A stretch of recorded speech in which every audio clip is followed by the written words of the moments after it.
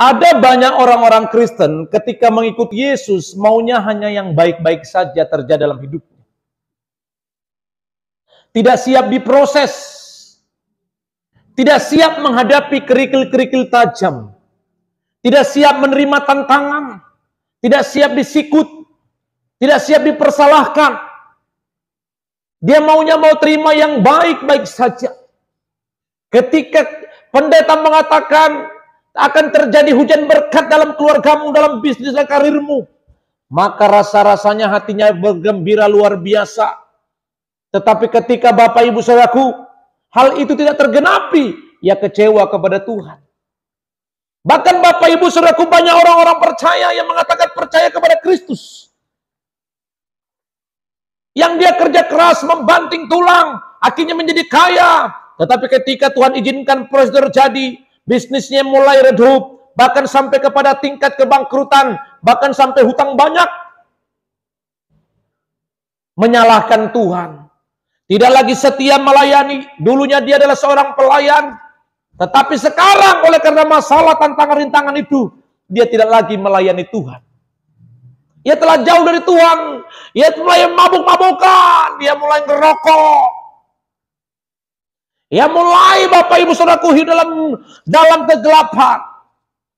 Dan dia mempersalahkan Tuhan dan berkata, Tuhan tidak adil. Tuhan, aku berjuang kerja keras, mati-matian. Mengapa yang kualami seperti ini? Tuhan, aku sudah setia melayanimu. Aku sudah kembalikan persepuluhan. Bahkan aku sebagai donatur di gereja di mana aku melayani. Seakan-akan dia sudah memberikan yang terbaik kepada Tuhan. Dan ketika yang terbaik menurut kacamatanya diberikan kepada pelayanan gereja di mana dia melayani, Bapak Ibu Saudaraku, seakan-akan masalah tidak akan pernah ada dalam hidupnya. Berapa banyak anak-anak Tuhan akhirnya memiliki konsep ketika ngikut Tuhan ini pasti kaya. Ngikut Tuhan itu pasti diberkati. Tunggu dulu. Saudaraku, sebagai umat Tuhan, Anda dan saya harus siap diproses oleh Tuhan. Kita harus siap dibentuk oleh Tuhan.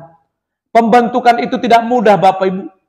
Rasanya kita akan mengalami, saudaraku, akan mengalami sakit yang sangat luar biasa. Mengapa Tuhan bentuk kita? Karena kita adalah bejana yang rusak. Yang akan didaur ulang kembali Bapak Ibu. Maka bejana itu akan dihancurkan kembali. Sehingga Bapak Ibu Saudaraku akan dibentuk kembali menjadi bejana yang baru. Itulah hidup kita. Mengapa saudaraku? Supaya ketika engkau satu kelak kaya kembali, engkau tidak sombong.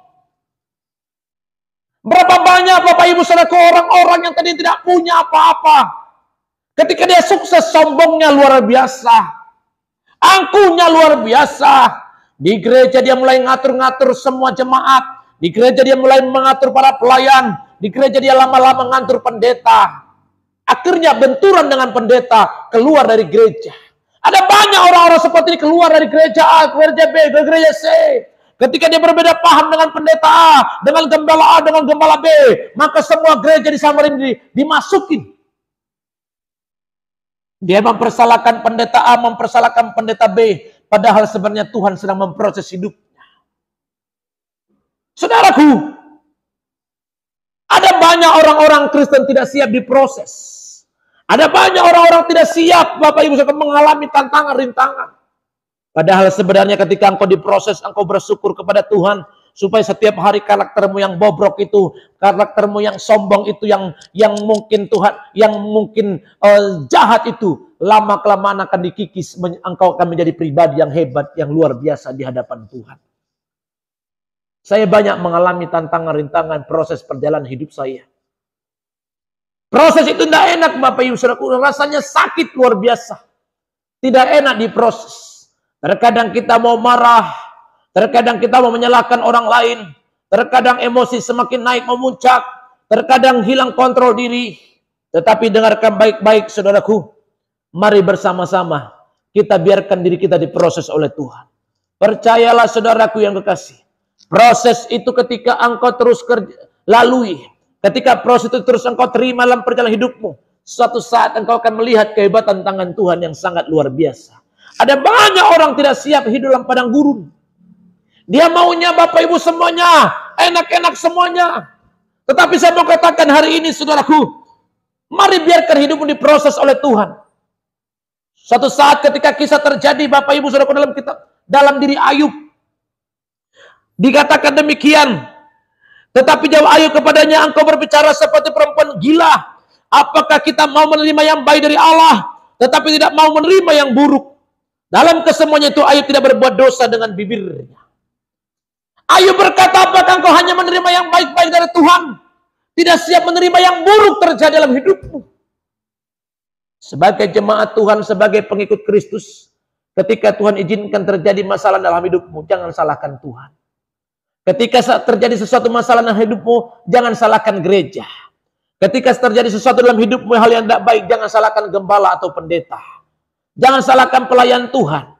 Tetapi terimalah proses itu. Karena Tuhan sedang menggiringmu, membawa engkau menjadi pribadi yang hebat, menjadi pribadi yang luar biasa. Jalanilah proses itu. Karena sebagai pengikut Kristus, kita harus diproses untuk dibawa Tuhan menjadi anak-anak kesukaan Tuhan.